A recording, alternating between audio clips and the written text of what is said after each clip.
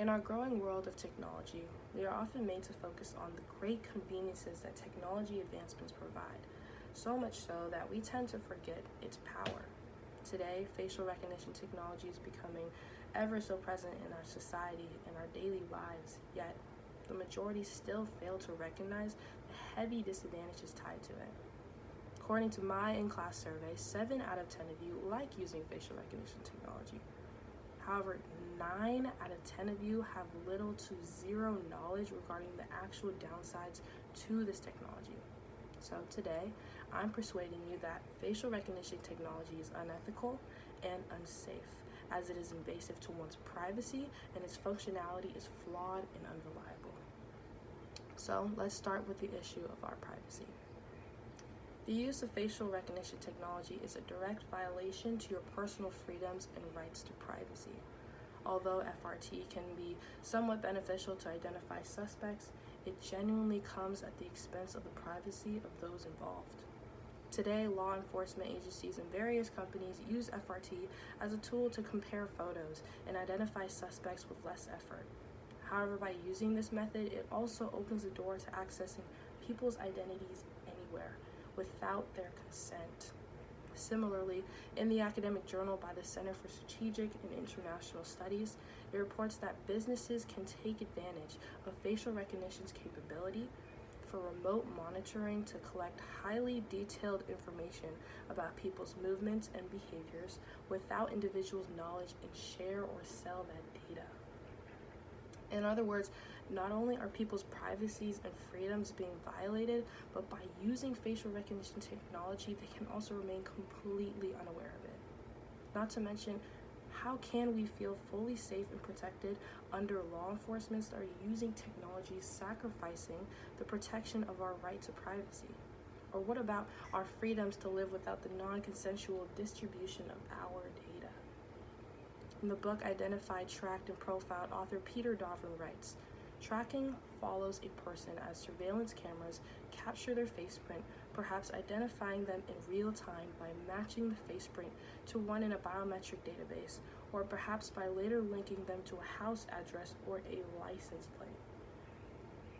Moreover, Peter underlines that process in which law enforcement and other companies can utilize FRT to do more than just identify anyone anywhere and actually tie it to other very personal information that should generally remain private. So granted that FRT stands, people will only continue to be stripped of their freedom to remain unidentified in every single space of the protection over their information. However, regardless of what the intentions are behind using FRT technology, these are the risks and consequences that will always be there. And if we care about the security of our rights to our data and privacy, it is essential that this technology be challenged.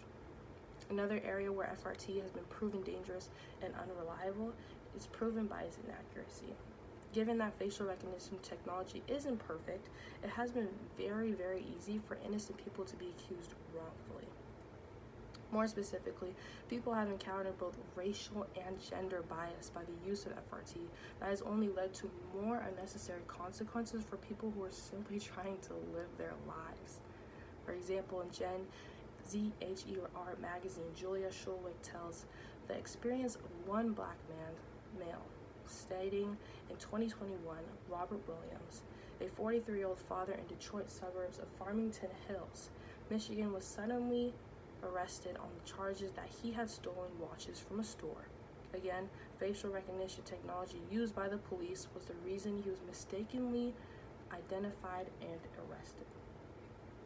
For context, Randall Reed had been recognized by facial surveillance at a traffic light and was accused of stealing purses in Louisiana, a state he had never been to. And Randall Reed wasn't the only victim to the false facial matches that officers rarely bothered to challenge. In the newspaper The New York Times, Kashmir Hill reports that, according to Claire Garvey, an expert on the police of use of facial recognition, there are 4 other publicly known cases of wrongful arrests that appear to have involved little investigation beyond a face match, all involving black men. Furthermore, multiple people are experiencing racial bias and the consequences of inaccurate technology that they have no control over whatsoever. And no one deserves that. But until we negate the use of FRT, its imperfect design will only to continue to jeopardize our right to non-discriminatory treatment under the law and thus the safety of innocent people. So as I close, I would like to reemphasize the importance of how we engage with FRT. Ultimately, despite the law enforcement and various companies may intend to use facial recognition technology for its convenience, the risks associated with it against our privacy and safety from biases far outweigh the benefits. Whether it's retailers targeting shoplifters in stores, militaries analyzing drone footage, or law enforcement chasing suspects, at the end of the day, it's simply unethical to support use of technology that has resulted in unfair consequences and unreliability for the sole sake of convenience. So if we truly value our right to our own information and equal treatment under law, free of biases, then our government must reject the use of facial recognition technology. Thank you.